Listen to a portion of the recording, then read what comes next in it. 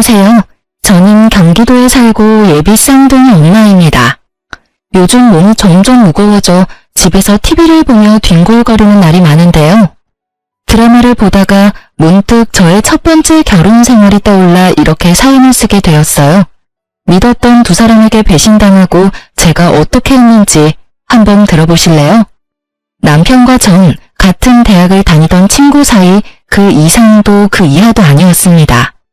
한 학기가 지나갈 무렵 남편은 갑작스레 저에게 고백을 해왔고 전 그런 남편을 밀어냈어요. 남편이 싫은 것보단 연애 자체에 관심이 없었어요. 누굴 만나고 사랑하고 또 헤어지고 그런 것들이 저에겐 그저 감정 낭비처럼 느껴졌거든요. 하지만 남편은 지치지 않고 제 곁을 지켜주었고 전 남편과의 선을 긋고 친구로 지내고 있었어요. 그러던 어느 날 남편을 포함해 친구들과 다 함께 점심을 먹으러 가는 길이었어요. 신호등을 건너려는 순간 음주운전 차량이 빠른 속도로 저에게 돌진했고 곁에 있던 남편이 저를 구하려다 다리를 크게 다치는 사고가 일어났어요. 다행스럽게도 수술은 성공적으로 끝이 났고 저는 남편이 일어날 때까지 곁을 지켰습니다. 아직도 기억이 나네요. 마취에서 깬 남편이 저를 보고 했던 첫마디를요. 나 네 덕분에 군대는 안 가도 되겠어. 이 정도면 면제 아닐까? 그러면서 웃는데 이 남자 놓치면 안 되겠다는 생각이 들더라고요. 날 위해 목숨도 내놓는 남자. 이런 남자 놓치면 평생을 후회하겠다는 생각마저 들었어요. 남편과 저는 연애를 시작했고 졸업할 무렵에 남편과 저는 누가 먼저라고 할 것도 없이 취업에 성공했어요. 첫 직장이 생긴 25살에 저는 무섭게 밀어붙여 결혼까지 성공했어요. 사회 초년생이었던 남편과 저에겐 모아둔 돈이 있을 리가 없었고 시댁도 넉넉한 편은 아니었어요. 남편과 저는 원룸에서 시작하면 된다고 했지만 저희 부모님의 마음은 그렇지 않았죠. 우리가 돈이 없는 것도 아니고 있는데 왜 너희가 원룸에서 살아? 네 아빠랑도 이야기 다 끝냈으니까 잔말 말고 아파트 들어가서 살아. 우리 사위 혹시나 처가에서 집 사준다고 눈치 보거나 그러면 안 돼? 우리 사위는 내 딸 목숨 구해준 생명의 은인이자 새로 생긴 내 아들이니까. 앞으로 우리 철부지 딸 잘 부탁해. 엄마의 말씀 그대로 친정에선 남편에게 늘 고마워했기에 불만은커녕 기쁜 마음으로 40평대 신축 아파트를 마련해 주셨습니다. 가전 가구는 남편과 제가 모았던 돈으로 채우고요. 그래도 모자라던 것은 살면서 채워넣었어요. 연애 기간이 길었음에도 불구하고 가족이 된 남편은 또 다른 사람이더라고요. 하나부터 10까지 맞는 것이 어쩜 한 가지도 없는 것인지. 그래도 싸우거나 그러진 않았던 것 같아요. 눈만 마주쳐도 웃음이 터지니 어떻게 싸움이 되겠어요? 그런 저희를 보며 양가 어른들은 천생연분이 다름없다고 하셨었죠. 천생연분은 무슨, 악연도 그런 악연이 없었는데 말이죠. 한창 노는 것이 좋았던 남편과 저는 제 친구 커플과 데이트를 즐겼어요. 10년 지기 제 친구는 물론이고 친구의 남자친구도 같은 학교 같은 과여서 넷이 어색함 없이 잘 어울려 다녔죠. 주말엔 캠핑, 평일엔 퇴근 후 반주를 즐기며 함께 시간을 보냈었는데 어느 순간부터 친구 커플의 다툼이 많아진다 싶더니 결국 헤어지더라고요. 사건은 그때부터 시작되었어요. 지훈이가 헤어지재. 나 이제 어떻게 해? 나 아직 지훈이 많이 좋아한단 말이야. 하나야, 그만 울어. 그러다 쓰러지겠어. 밥은? 밥은 먹었어? 한 끼도 못 먹었어. 지금은 밥보단 술이 더 생각나. 나랑 같이 술 한잔 해줄 수 있어? 아, 남편도 있는데 뭘 이러나? 아, 아니야. 술 한잔 하자. 남편도 같이 가서 마시면 되지 뭐. 친구는 생각보다 많이 힘들어했고 저희 부부는 그런 친구를 위로해 주었죠. 10년 지기가 이렇게 힘들어하는데 이 정도는 해줄 수 있다고 생각했으니까요. 하지만 호의로 베푼 시간이 길어지니 부담이 되었고 부담은 곧 불편으로 이어졌어요. 눈치가 없는 친구도 아닌데 친구는 눈치라고는 없는 사람처럼 저와 남편의 데이트에 당연하다는 듯 함께하기 시작했고 점점 더 불편해졌어요. 이건 아니다 싶었지만 워낙 친한 친구이니 딱 잘라 말하기도 그렇더라고요. 거기에다 처음엔 불편한 기색을 표하던 남편도 오죽하면 저러겠냐며 이해해주자고 하니 더욱 말을 꺼내기가 힘들었어요. 괜히 제가 나쁜 사람이 되는 것 같은 기분도 들었고요. 지금 같으면 그런 건 신경도 쓰지 않고 불편하다고 똑바로 말했을 텐데 그땐 전 어렸고 대처 능력마저 미숙했었죠. 그렇게 친구와 함께하는 시간이 많아지던 어느 날 더는 가만히 지켜볼 수 없는 일이 일어났습니다. 주말을 앞둔 금요일 저희 세 사람은 저녁을 먹으며 맥주를 한 잔씩 했고 적은 양은 아니었지만 그렇다고 취할 만큼 마신 것도 전혀 아니었어요. 남편과 친구를 알고 지낸 지가 몇 년인데 제가 그런 것도 모른다고 생각하지도 않고요. 기분 좋게 자리가 끝나고 남편과 친구는 먼저 나가고 저는 화장실이 급해 다녀오겠다고 했죠. 급한 볼일을 마치고 가게를 나서는데 친구와 남편이 다정한 연인처럼 팔짱을 끼고 있는 것이 아니겠어요? 서로를 바라보며 다정하게 웃고 있는데 순간적으로 열이 확 오르며 눈이 다 튀어나올 지경이었어요. 저의 화를 돋운 건 어색함이라곤 찾아볼 수 없는 자연스러워도 너무 자연스러운 두 사람의 모습이었어요. 두 사람 뭐해? 팔짱은 왜 끼고 있어? 아, 춥기도 너무 춥고 술도 많이 마셨는지 어지러워서 네 남편 팔 좀 빌렸어. 괜찮지?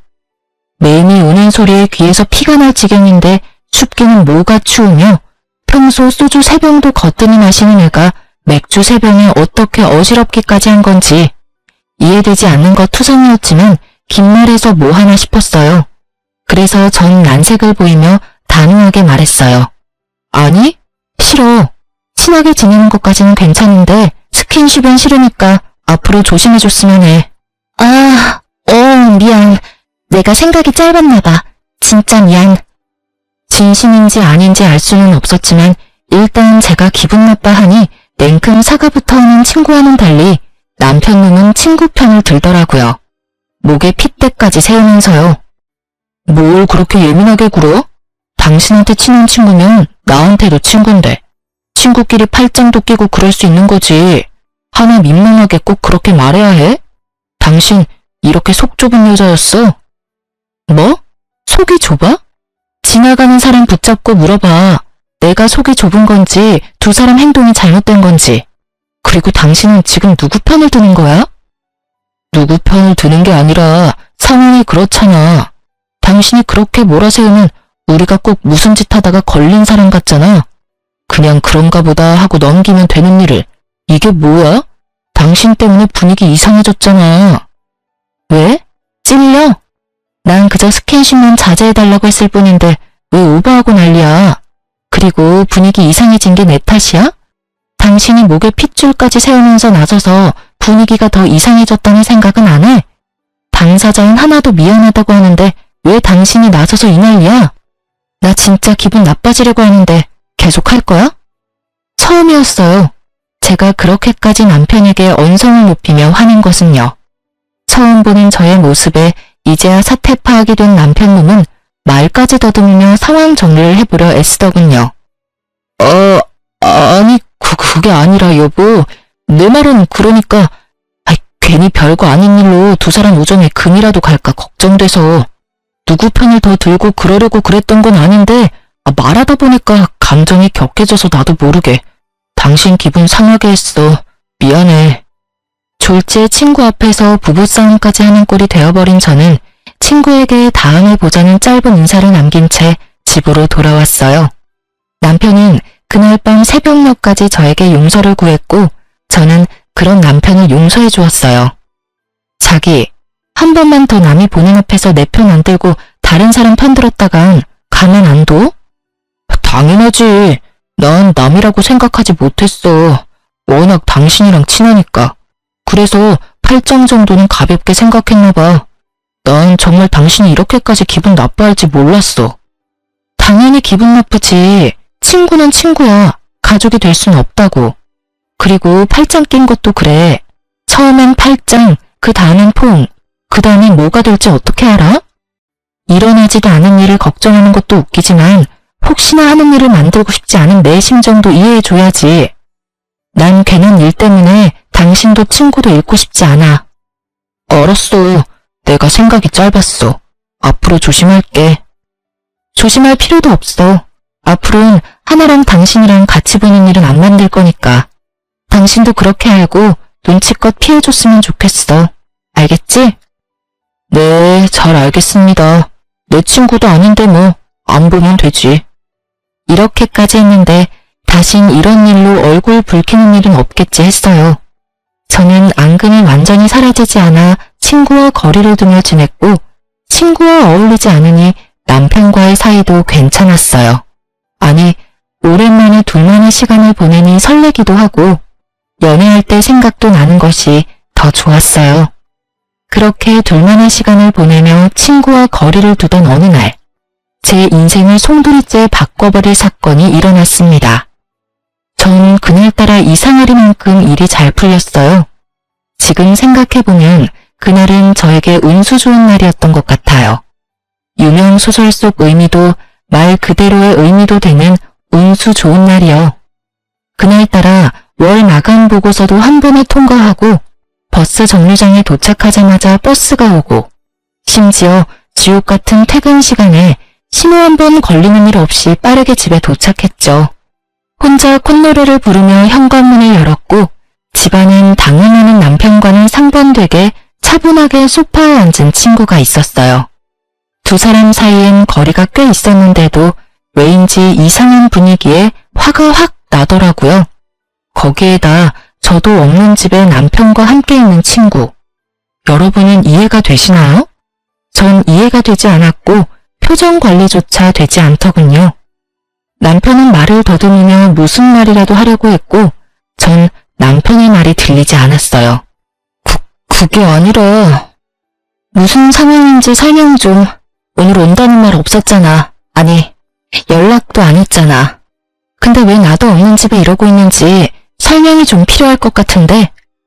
남편보다 친구의 설명이 필요한 상황이라 생각했기에 저는 친구를 보며 물었고 친구는 한숨을 쉬더니 아니 꼽던 말투로 말을 하기 시작했어요. 미리 연락 못한 건 미안. 요즘에 네가 나 피하는 것 같아서 서프라이즈 파티라도 하려고 온 거여서 연락할 수가 없었어. 너한테 연락하고 오면 그건 서프라이즈가 아니잖아. 그리고 우리 10년 된 친구야. 그런 사이에 굳이 꼭 연락까지 하고 와야 해? 너 변했어. 우리 우정이 이것밖에 안 되는 거야? 나 섭섭해지려고 한다 얘. 서프라이즈 파티는 개뿔. 이 정도는 서프라이즈 빅엿을 준비한 거 아닌가요? 전 어이가 없어서 헛웃음이 나왔어요.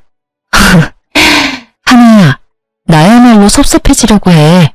네 말대로 우리가 10년 지기 친구인데 내가 그런 식으로 행동하고 너도 눈치란 게 있으면 한동안은 거리를 둬야겠다. 이런 생각쯤은 해야지. 저번에 우리가 얼굴 붉힌 이유가 있는데 네가 조금이라도 내 생각을 했다면 나도 없는 집에 내 남편이랑 너랑 둘만 있어야 하는 일을 만들었을까? 글쎄, 난 아닌 것 같은데. 이건 나를 위한 서프라이즈 파티가 아니지. 최혜진, 너 진짜 말 이상하게 한다. 내가 네 남편한테 무슨 짓이라도 한대. 왜 저번부터 별것도 아닌 걸로 사람 이상하게 만들어. 오늘도 그래. 나는 너랑 사이가 이상해진 것 같아서 좀 풀어보려고 기껏 바쁜 시간 쪼개서 찾아왔는데 그럼 나한테 한다는 말이 고작 이거야? 너 혹시 의부증이야? 그렇지 않고서는 지금 이 반응 일반적이지 않잖아. 뭐? 의부증? 너 말 다 했어? 네 행동 이상한 건 생각 안 하고 누굴 정신병자로 몰아. 진짜 기가 막히고 코가 막혀서. 당신 생각도 그래? 당신도 내가 심하다고 생각해? 문득 남편의 생각이 궁금했어요. 전 아무리 생각해도 저의 반응이 심하다는 생각이 들지 않았으니까요. 그게 사실은 나도 하나랑 같은 생각이야. 별거 아닌 일 같은데.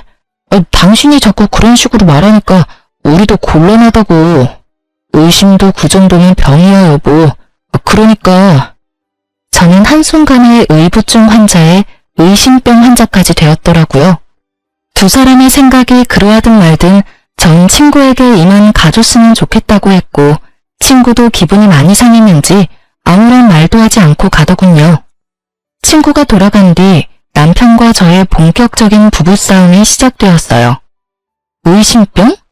당신이 그걸 말이라고 해? 다른 사람도 아니고 어떻게 당신이 그런 식으로 말을 해? 그렇잖아. 하나는 당신이랑 좋게 풀어보고 싶어서 찾아왔는데 그런 사람 보고 범인 취조하듯이 상황 설명이나 하라고 하고 뭐 한 게 없는데 무슨 상황 설명을 해. 우린 그저 대화만 했어. 그것도 당신 화를 어떻게 하면 풀어주나 하는 대화. 그게 그렇게 잘못한 일이야? 죄인 취급받을 만큼? 와, 당신 말만 들으면 나 진짜 미친년 같다. 그렇지? 근데 여보, 내가 분명히 말했었지. 난 그런 상황을 만드는 것 자체를 이제 만들고 싶지 않다고. 거기에 대해서 당신도 수긍하고 돕기로 했고. 그런데 나한테 말도 없이 내 집에서 당신이랑 하나랑 둘이 있는 모습을 보는데 내가 어떤 생각이 들 것 같아? 그러면 나보고 어쩌라고. 당신이랑 잘 지내고 싶어서 찾아온 하나를 쫓아내기라도 했어야 했단 말이야? 적어도 당신은 나한테 연락했어야지. 지금 하나가 집에 왔다. 어떻게 했으면 좋겠느냐? 이렇게 묻는 게 힘들어? 그리고 서프라이즈 파티? 웃기시네. 파티한다는 애가 빈손으로 덜렁아서 소파에 그러고 앉아있어? 남들이 보면 자기 집 안방인 줄 알겠던데 뭘. 그리고 당신도 알고 있었잖아. 하나 언제부턴가 당신한테 과하게 애교 부리면서 귀여운 척하는 거. 그거 딱 지훈이한테 하던 짓이잖아. 제가 이렇게까지 예민했던 이유를 아시겠나요? 그래요. 친구는 전 남친에게 부리던 여우짓을 남편에게도 하기 시작했고 그것이 거슬리던 찰나 일이 터지기 시작했어요. 전곡을 찔린 듯 남편은 말을 돌리더군요. 하여튼 당신이 심했어. 당신 이럴 때마다 진짜 정 떨어지는 거 알아? 나는 다를 것 같아? 나도 마찬가지야. 너 왜 이래? 아우씨, 말을 말자. 남편은 나가버렸고 남은 여우는 오로지 저의 몫이었죠. 내가 심했나 싶었다가 당연히 해야 할 말을 했다 싶었다가 눈물이 났다가 웃음이 나왔다가 감정이 미친 듯이 널뛰게 하던 중 친구의 전 남자친구가 번뜩하고 뇌리를 스쳤어요. 그리고 바로 전화를 걸어 지금 당장 만나자고 했죠.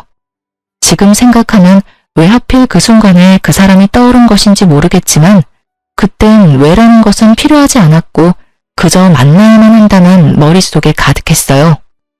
오랜만이다. 무슨 일로 보자고 했어? 그게 갑자기 이런 거 물어서 미안한데 너 하나랑 왜 헤어졌어? 왜? 하나가 네 남편도 꼬시려고 해? 아님 벌써 바람이라도 피워? 친구의 전 남자친구의 말은 충격이었습니다. 그보다 더 충격적인 건 그 다음 그의 입에서 흘러나오는 말들이었어요. 걔 나랑 사귈 때도 그랬어.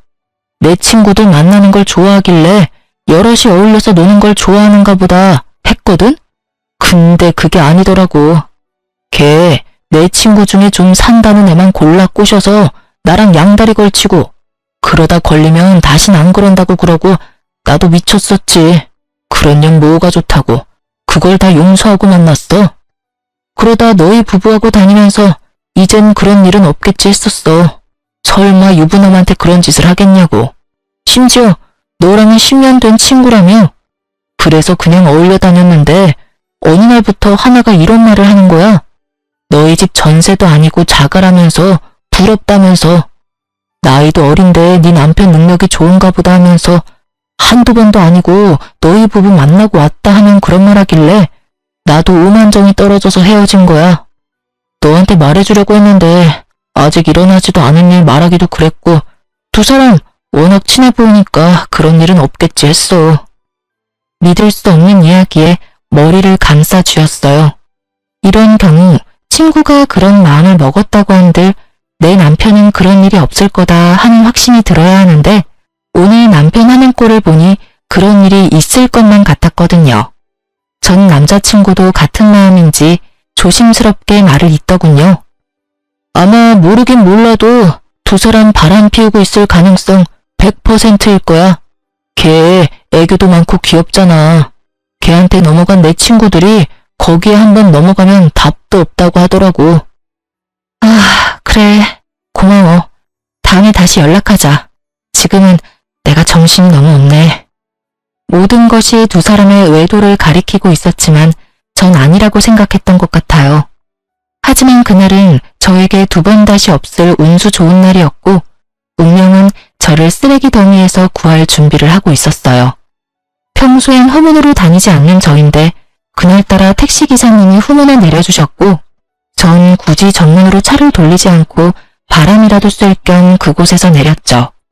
그렇게 얼마나 걸었을까요? 단지 내 길을 따라 걷는데 으슥한 곳에서 대화 소리가 들려 걸음을 멈춰 세웠어요. 두리번거려도 사람은 보이지 않고 익숙한 목소리만 들려왔어요. 목소리를 따라간 곳엔 남편과 친구가 있더라고요. 전 숨을 죽이고 두 사람의 대화를 엿들었죠. 그러게 이게 무슨 꼴이야. 내가 찾아오지 말랬잖아. 그러다 상간녀 소송이라도 당하면 어쩌려고 그래? 보고 싶은 걸 어떻게 해. 그리고 예진이 그게 그렇게 나올지 몰랐지. 개집애 촉만 좋아서는. 자기 같으면 눈 안 뒤집히겠어. 누가 친구 남편 팔짱을 끼고 친구도 없는 집에 찾아와서 그러고 있냐? 그러니까 뭐든 적당히 하라고, 적당히. 아, 몰라. 그냥 예진이 쫓아내면 안 돼? 그 집 당신 집이라며. 맞지? 그렇지. 그러면 그냥 예진이만 쫓아내고 내가 들어가서 살면 되겠네. 난 예진이가 쓰던 살림 그대로 써도 상관없어. 응? 자기도 예진이처럼 뻣뻣한 여자보다 나처럼 귀엽고 사랑스러운 여자가 좋다며. 일단 좀 기다려. 이혼이 그렇게 쉬운 줄 알아? 나 사랑한다며. 이제 나뿐이라며. 혹시 다 거짓말이었던 거야? 왜? 막상 헤어지려니 아쉽니? 아니야, 그런 거. 내가 사랑하는 건 너뿐이야. 내 맘 알지? 예상은 했지만 두 눈과 귀로 보고 듣고 나니 눈앞이 캄캄해지더라고요. 그대로 있다간 울음이 터질 것만 같아 황급히 자리를 피했습니다. 집으로 돌아온 저는 안방 욕실에 물을 틀고 한참을 울었어요.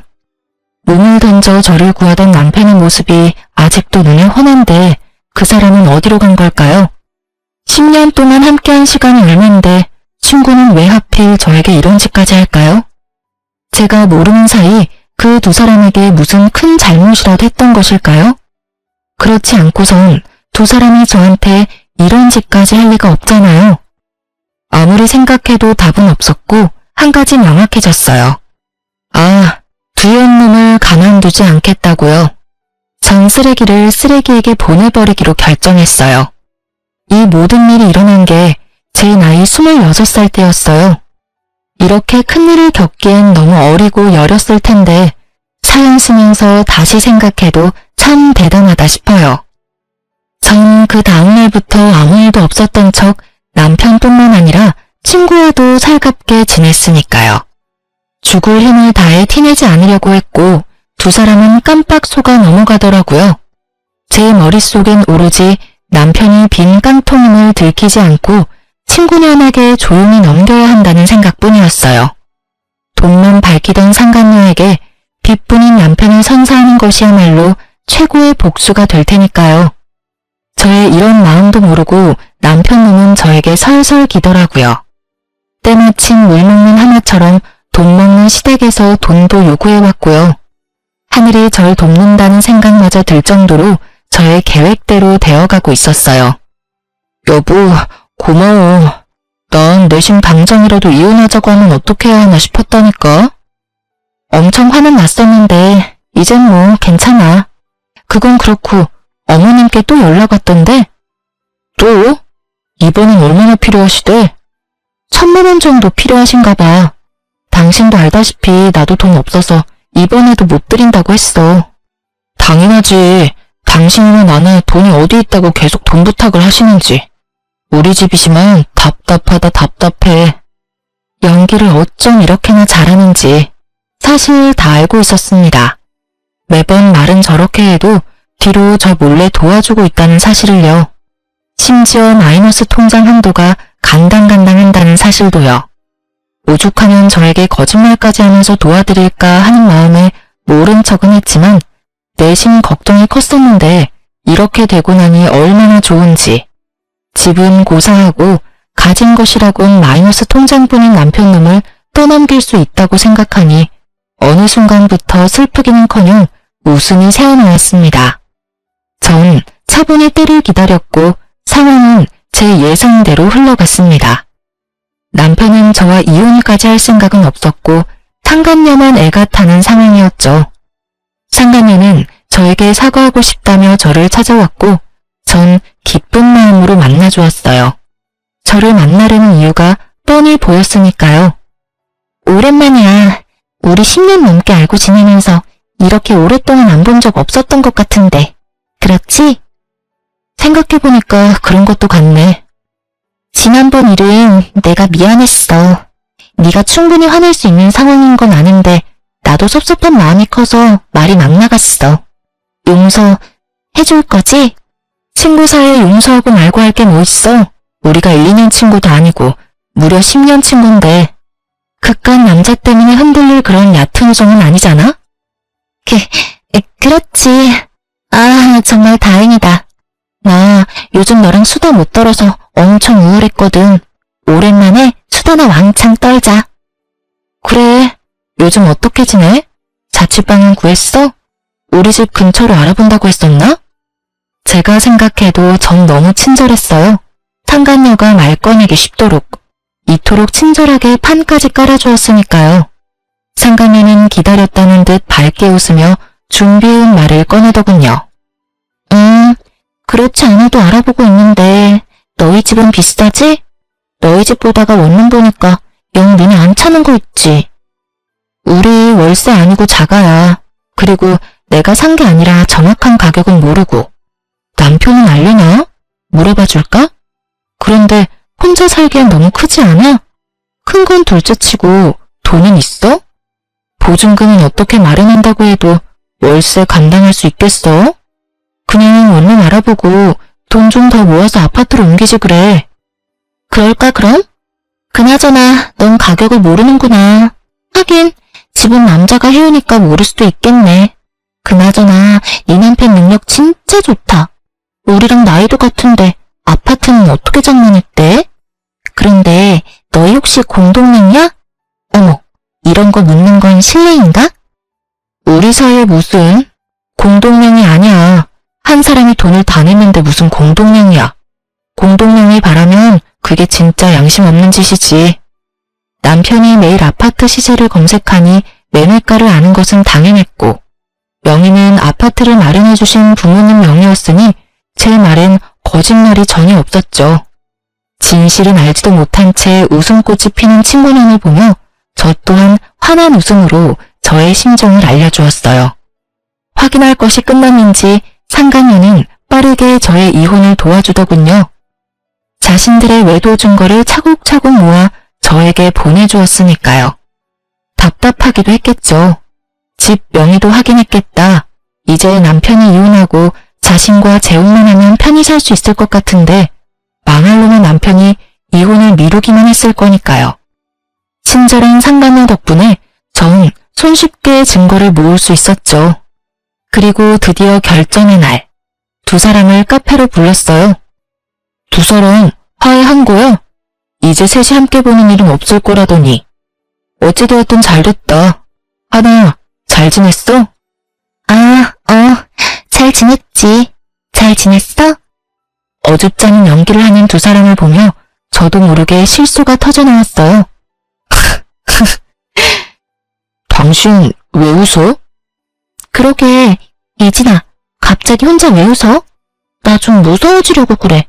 혹시 어디 아파? 아, 미안.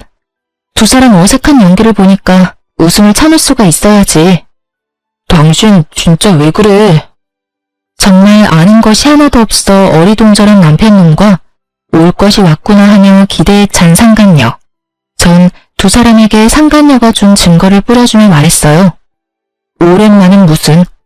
여기 바로 어제도 두 사람 만난 증거가 버젓이 있어. 그러니 내가 두 사람 하는 꼴이 웃기겠어 안 웃기겠어? 여보, 그게 아니라 우리가 어제 만난 건 당신 곧 생일이잖아. 생일 파티 해주려고 만난 거였어. 그렇지 않아? 남편님은 애절한 눈빛으로 도움을 요청했지만 상간녀는 그럴 마음이 전혀 없어 보였죠. 두 사람은 생일 파티 계획 짜는데 손잡고 어깨 동무하고 하는가 보지? 그게 잘못했어, 여보. 그게 어떻게 된 일이냐면. 됐고, 하나, 넌 나한테 할 말 없어? 입을 꾹 다물고 있는 친구에게 물었어요. 지금 생각해보면 마지막 기회라도 주고 싶었던 것 같아요. 10년 세월 이대로 끝내고 싶지 않았던 마음도 있었던 것 같기도 하고요. 여러분이 보기엔 바보 같겠지만 전 그랬어요. 하지만 상간녀는 그런 저의 호의를 완전히 찢어버렸습니다. 왜? 사과라도 하길 바라니? 어쩌지? 난 전혀 미안하지 않은데. 알다시피 나 이 사람 사랑해. 이 사람도 나 사랑한다고 하고. 어쩌겠어, 우리 마음이 이런 걸. 구질구질하게 붙잡을 생각하지 말고 이혼해줬으면 좋겠어. 걱정하지 마. 구질구질하게 매달리는 일 따윈 없을 테니까. 네가 그런 부탁하지 않아도 오늘 말하려고 했어. 들었지? 우리 이혼하자. 소스피드로 전개되는 대화에 남편님은 눈에 굴리기 바빴습니다. 저런 걸 믿고 낭비한 제 청춘이 아까워 미칠 지경이었지만 어쩌겠어요. 이미 시간은 지났고 되돌릴 순 없는 일인걸요. 그렇기에 전 더는 시간 낭비할 필요 없이 이혼을 진행했습니다. 친절한 증거 덕분에 저의 이혼은 빠르게 진행되었고 그 흔한 물벼락 한 번 날리지 못했지만 이혼이 확정되는 날 물벼락을 좋기 100대는 날린 통쾌함을 맛보았네요. 그들의 지옥이 시작될 것이 뻔했으니까요. 저의 예상대로 저와 이혼한 전 남편은 빠르게 상간녀와 재혼하더군요. 빈 깡통이 요란하다고 결혼식을 얼마나 성대하게 했는지 친구들의 연락이 빗발쳐 모를래야 모를 수가 없었어요. 전 그날 두 사람의 빚뿐인 앞날을 축복해줬네요. 벤츠인 줄 알았던 남자가 사실은 빚쟁이란 걸 알았을 때 상간녀의 표정이 상상돼 그날 하루 참 행복했어요. 그렇게 이혼하고 전 참 바쁘게 살았어요. 나름 만족할 만한 복수였기에 두 사람을 떠올리지 않으며 살았죠. 2년하고 8개월의 시간이 지났고 전 재혼을 했어요. 첫 번째 이혼으로 상처가 남았던 터라 망설였지만 남편의 끈질긴 구애에 전 다시 한번 용기를 내었고 진작 용기를 내지 않은 것이 후회될 정도로 행복했어요. 부유한 집안에서 자란 남편은 저에게는 다정한 사람이었고 제가 죽으라고 하면 죽는 신용까지도 하는 사람이었어요. 그렇게 전 남편의 사랑으로 완벽하게 과거를 잊고 살았어요. 그러던 어느 날 잊고 지냈던 상간녀를 만난 건 다름 아닌 산부인과였습니다. 그때 당시 전 임신을 한 건 아니었고 볼 일이 있어서 들린 것이었는데 저의 시야 끝에 익숙한 두 사람이 걸렸습니다. 그건 바로 전 시모의 상간녀였어요. 목이 다 늘어난 인부복에 머리는 산발인 상간녀는 만삭이었고 그런 상간녀에게 전 시모는 쉴 새 없이 핀잔을 주고 있었어요. 아우 정말 내가 네 년 꼴만 보면 없던 병도 생기는 기분이다. 옷은 그거밖에 없니? 거지도 아니고 꼴이 그게 뭐니? 네가 이 땅꼴로 다니니까 우리 아들도 하는 일마다 안 풀리는 거야. 네 년 때문에 그 부잣집 여자랑도 이혼하고 아파트도 날리고 회사에서도 쫓겨나고 네가 순진한 우리 아들 홀리지만 않았어도 지금쯤 그 좋은 집에서 떵떵거리면서 살았을 텐데 아이고 속 터져 정말. 어머님 저야말로 억울하다고요. 아파트는 그이 명이라고 했었단 말이에요. 그리고 회사는 그이가 게을러서 쫓겨난 거지 저 때문이 아니라고요. 걔가 왜 게을러졌겠니? 다 너 때문 아니니? 그 좋은 집 살다가 너 때문에 단칸방살이에 빚만 갚게 생겼으니 일할 맛이 나겠어? 어머님은 왜 매번 제 탓만 하세요? 저도요 어머님 뱃속에 애 때문에 참고 살아요. 누군 같이 살고 싶어서 사는 줄 아세요? 너 말 한번 잘했다. 이 와중에 임신이 하고 싶더니 몸 관리를 어떻게 했길래 덜컥 임신이나 해서는 그나마 아들이라니 내가 병원이라도 같이 와주는 줄 알아. 어휴, 꼴 보기 싫어. 나 먼저 갈 테니 집엔 알아서 와. 꼴도 보기 싫다며 떠나는 전신호를 뒤로 상간연한 눈물을 훔치더라고요. 그러다 문득 시선이 신경에 쓰였는지 주변을 둘러보는데 그 순간 저와 눈이 딱 마주쳐버렸어요. 한눈에 저를 알아본 상간녀는 무서운 기세로 저에게 다가와 다짜고짜 따지기 시작했어요. 내 꼴이 우습니? 이게 다 너 때문이야. 나한테 왜 거짓말했니? 그때 네가 그 인간이 아파트는커녕 빚뿐이라는 말 한마디만 해줬어도 내가 이 모양 이 꼴로 살진 않았을 거 아니야. 이게 다 너 때문이라고. 상간녀의 뻔뻔함에 할 말을 잃은 것도 잠시 저도 한마디 해주었어요. 정신 좀 차려. 고작 아파트 한 채 눈 뒤집혀서 10년지기 뒤통수 때리고 남편 뺏어간 주제에 어디서 고개 빳빳이 쳐들고 남 탓이야, 남 탓이. 그리고 왜 말 안 했냐고? 몰라서 묻니? 가난한 시댁에 가진 거라곤 마이너스 통장뿐인 거지 남편 데리고 가준다는데 너 같으면 말하겠어? 뭐라고? 그래서 나한테 미안한 마음이 조금도 없다는 말이야? 넌 어쩜 그렇게 뻔뻔하니? 이야, 내가 이 말을 이렇게 돌려주게 될지 몰랐네. 잘 들어. 그럼 내가 미안하다고 사과라도 하길 바라니? 어쩌지? 난 전혀 미안한 마음이 없는데. 구질구질하게 옛일이나 들먹일 거면 가던 길이나 가. 네 얼굴 보고 있는 것도 역겨우니까. 전 상간녀가 저에게 했던 말을 그대로 돌려주었고 틀린 말이 하나 없는 제 말에 지기 싫은 상간녀는 순식간에 태세를 바꾸어 말을 돌렸어요. 하여튼 넌 아직도 혼자니? 재혼했다는 소식은 못 들었는데. 그런데 산부인과엔 웬일이야? 혹시 어디 아파? 폐경이니? 요즘 그런 애들 많다더라. 왜 스트레스 심하거나 그러면 조기 폐경 도구 한다잖아. 남편 뺏기고 충격이 심했나봐. 미안해서 어떡하니? 나만 행복해서. 넌 아직도 내 소식 묻고 다니니? 그 정도면 거의 스토커 수준이야 너. 나한테 집착 좀 하지 마. 네 남편 두고 왜 나한테 집착을 하는지 모르겠다 얘. 그리고 혹시 이런 말 아니? 착각은 자유라는 말. 아무리 자유라지만 그 정도면 병인 것 같은데. 산부인과 말고 정신과부터 다녀. 그러다 큰일 나 너. 뭐라고? 너 진짜 말이면 단 줄 알아? 아니다. 나한테 남편까지 뺏겼는데 뭔들 못 들어주겠니? 네가 아무리 바라 그래도 내가 승자고 넌 패자니 말이야. 승자라고 하기엔 네 꼴이 참 비루하지 않아?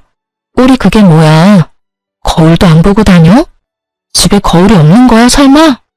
목 다 늘어난 인부복은 둘째치고 머리는 좀 빗고 다녀. 빚 그까짓 거 얼마나 한다고? 빚이 아무리 많아도 빚 정도 살 돈은 있지 않아? 다 네 걱정돼서 그래. 한 번 핀 바람 두 번은 더 쉽지 않겠어? 좀 꾸미고 다녀. 근데 내 꼴이 어때서? 자다가 바로 나와서 그래. 그리고 우리 그이 나 얼마나 사랑하는데. 그러니 너랑 이혼하고 나한테 왔지. 돈이 좀 없어서 그렇지 나한테 얼마나 잘하는지 몰라. 이런 게 행복이구나 싶다니까. 얼마나 필사적으로 사랑받는 척 행복한 척을 하는지 불쌍할 지경이었어요. 상간녀의 필사적인 연기가 계속되던 그때 의사가운을 입은 남자가 저를 불렀어요. 여보. 그래요. 제 남편은 산부인과 의사였고 남편을 보기 위해 병원에 잠시 들린 것이었어요. 적절한 타이밍에 나타난 남편이 얼마나 반가운지.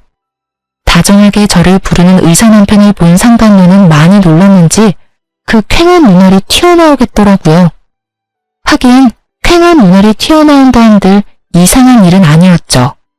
아직도 자신이 뺏은 전 남편을 잊지 못해 혼자 청승맞게 살고 있는 걸로 생각하고 있었을 테니까요. 그렇게 저를 위안 삼으며 그 지옥 같은 삶을 견뎠을 테니까요. 그런데 불행해야만 하는 제가 재혼한 것도 배가 아픈데 하필 그 남편이 의사이니 그 배알이 얼마나 꼬이겠어요? 이러려고 의사 남편과 재혼한 건 아니었는데 그날만큼은 가운 입은 남편이 그렇게 자랑스러울 수가 없었어요. 믿을 수 없는 사실에 상간녀는 개거품을 물며 절규하기 시작했어요. 아니야, 아니야. 그럴 리가 없어. 넌 나한테 다 뺏기고 불행했어야지. 내가 누구 때문에 이렇게 사는데? 내가 왜 이렇게 살게 됐는데? 미친 사람처럼 상간녀가 울분을 토해내는 동안 제 곁으로 온 남편은 위험한 상황이라 생각했는지 저의 어깨를 감싸주더라고요. 그런 모습을 본 상간녀는 마지막 발악이라도 하는지 저를 모함하기 시작했어요. 안녕하세요. 저 예진이 친구인데 혹시 예진이가 어떤 애인지 알고 결혼하셨어요? 예, 아주 질 나쁜 애예요. 친구 남자친구 뺏는 거는 기본이고요. 남자친구 있으면서 조건 더 좋은 남자 나타나면 양다리 문어다리까지 걸치던 애였다고요. 조심하세요. 지금도 바람피고 있을지 누가 알겠어요? 원하는 바가 뭔지 모르는 건 아니지만 어림도 없는 일이었죠. 저희 남편이요. 절 1년 넘게 쫓아다녔거든요. 1년 넘게 같은 남자 거절하는데 과거사를 숨겼겠어요? 진작 내 과거가 이러해서 난 남자 만날 생각 없다고 귀에 못 박히게 말했어요. 그래도 제가 좋아 죽겠다고 해서 한 결혼이었습니다. 역시는 역시라고 남편은 흔들림 없이 그 모함을 돌려주더군요. 제가 바보인 줄 아십니까? 그 말도 안 되는 소리를 다 믿을 거라고 생각하신다니 그쪽 정신 상태가 어떤지 뻔하네요. 더는 모욕적인 말 듣고 싶지도 않으니 당장 나가주세요. 앞으로는 저희 병원은 환자로도 안 오셨으면 합니다. 저흰 환자도 가려가면서 받는 병원이라서요. 이렇게 말하며 남편은 간호사를 시켜 상간녀로 쫓아내버렸어요. 사실 자기 인생 자기 손으로 말아먹은 상간녀 꼴을 보고 싶긴 했었는데 막상 보고 나니 썩 통쾌하진 않더라고요. 이런 제 마음을 읽었는지 남편이 한마디 하더군요. 마음 쓸 필요 없어. 마지막까지 당신한테 다 덮어 씌우는 거 좀 봐. 아직 정신 못 차렸어, 저 여자. 어떻게 뱃속에 애까지 가진 여자가 심보가 그따윈지. 에휴, 그런 집에서 태어날 애가 불쌍하다 불쌍해. 당신 탓으로 생각할 필요도 없고 불쌍하다 생각할 필요도 없어. 자기 자리 자기가 찾아간 건데 뭐. 남편 말을 들으니 마음이 한결 편안해지더라고요. 그날 저녁 상간녀에게 제 소식을 들었는지 오랜만에 대학 친구에게서 전화가 왔어요. 덕분에 그들이 어떻게 나락으로 떨어지게 됐는지 자세히 알 수 있었어요. 오늘 그 배신자는 만났다며? 나한테 전화와서 개거품문인데 귀 따가워서 혼났어. 어떻게 거기서 딱 만나니? 나 통화하는 내내 얼마나 통쾌하던지. 하나 걔 몰골 엉망이지? 안 봐도 뻔해. 쫄딱 망한 남편에 돈 나올 구멍이라고는 없는 시댁. 뻔하지 뭐.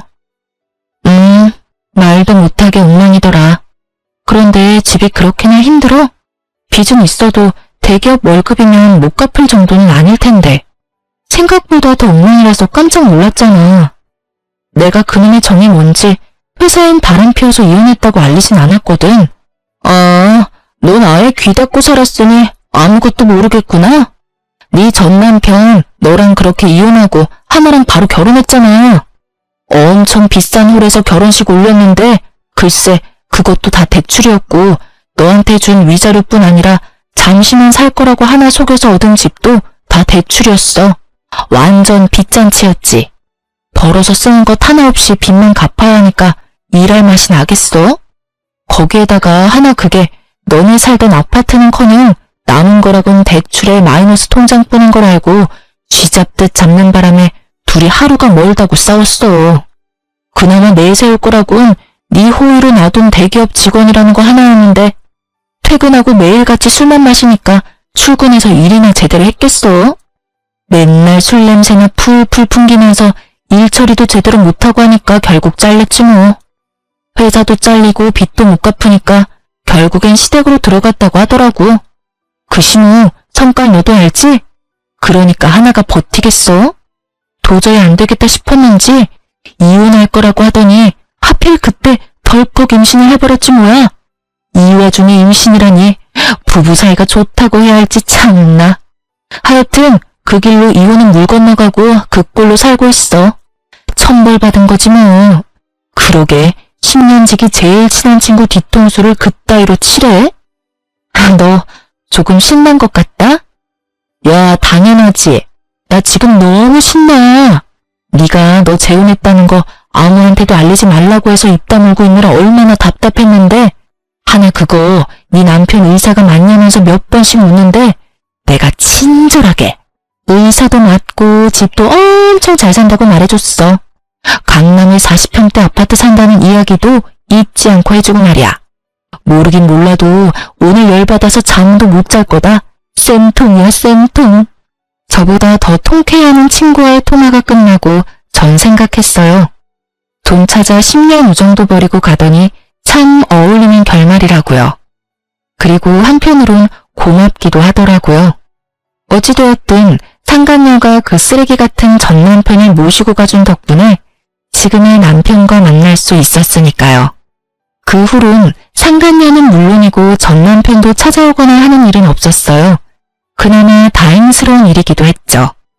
내심 병원으로 또 찾아와 행패라도 부리면 어쩌나 했었거든요. 그 지긋지긋 악연들과 이렇게 끝이 났습니다. 이 일을 겪은 것도 꽤 오래됐네요. 제가 이제 30대가 되었으니까요. 남편과 전 잘 지내고 있어요. 여전히 제 말이라면 껌뻑 죽는 남편이라 아기 천사가 빨리 찾아왔어요.